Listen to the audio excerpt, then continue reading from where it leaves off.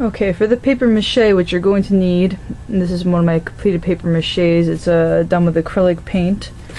There's 3 coatings on this of paper mache, and there's also a bottle inside of it.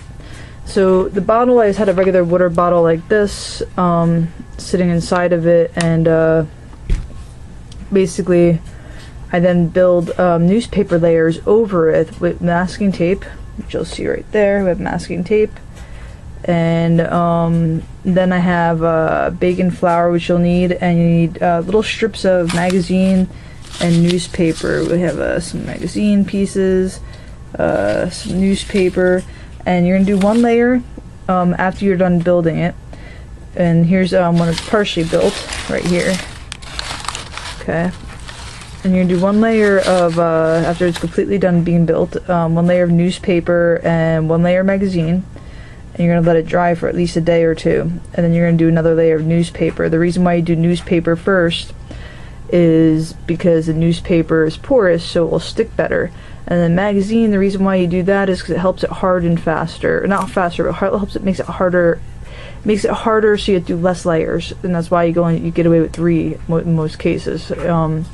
Yeah, preferably use 5, but for the assignment there's only 3. And if you don't wait for the layers to dry and you want to do all 3 layers in one shot, what's going to happen is your piece will get moldy. So I'd suggest doing 2 layers, and you're going to overlap the layers to some degree. I'm going to show you, and then you're going to go ahead and let it dry for a couple of days, like 2 days, and then you do the 3rd layer, then you can paint it. But you have to remember, you also have to do the bottom with at least 1 layer, and so that's going to be a whole additional day. So here the bottle's not even done yet. But what I'm going to do is actually paper mache on top of this, not complete, so you guys get an idea of how to do this. Okay, so this guy's not finished yet, and so all I have is I have him wrapped up, and I'm forming almost like a snowman type of effect on top of him by balling up pieces of paper. So I balled this up, and that's going to be his thigh, and then I balled this up to be his foot, his back foot. And I'm going to go ahead and I'm going to tape that down. Okay, so as you can see, I added on some side legs, his back legs, a little bit of thigh area, and what I did is I rolled up this piece right here, just like this, and this would act as his tail. I'm going to tape it down over here and let it lay on top of his foot. Okay, and how you start this is use an empty bottle of water, or an empty bottle of soda, or you can even use glass bottles depending on how heavy you want it. Some people fill these things with beans. It's entirely up to you, but you want to get as least wrinkles as possible, so this way when you go to paper mache,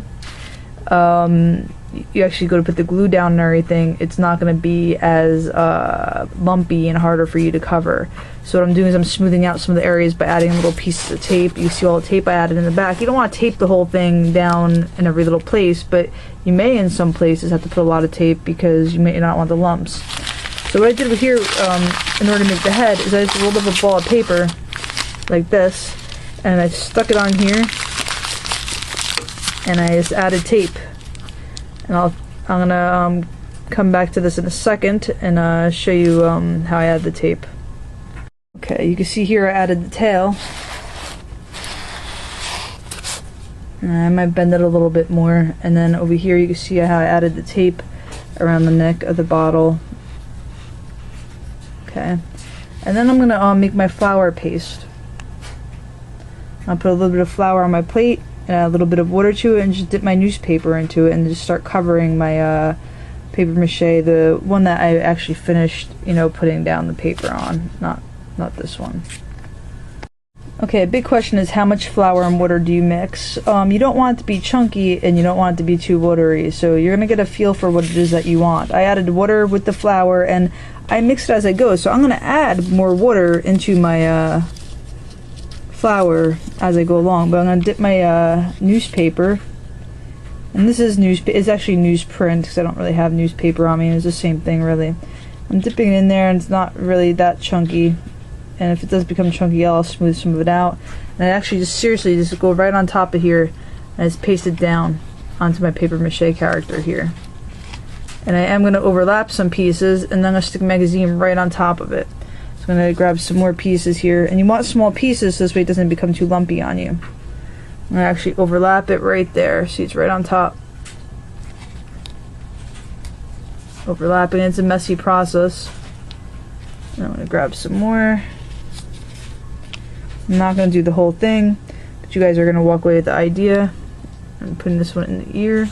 Now, as it dries, sometimes you'll have pieces that stand up on you a little bit, and you can fix it the next time that you come through with your last layer of paper, newspaper. Now, your last layer could be newspaper or computer paper. Some people choose computer paper because it doesn't have any markings on it, and it's easier to paint over. The reason why it's easier to paint over is you don't have to paint over any of the print. But newspaper is usually free. So you're going to cover everything with newspaper first. Sorry for the bad video, but trying to do paper mache and take the video all at the same time with the tripod. And so then you have your magazine, and you're going to do the same thing with your magazine, just cover it. And then paste it right down. If you have to rip into smaller pieces, you can.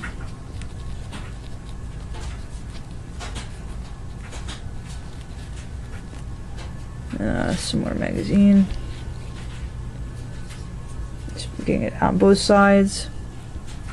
Let's go ahead and put the magazine right on top. That's it, and you just cover the whole thing like that.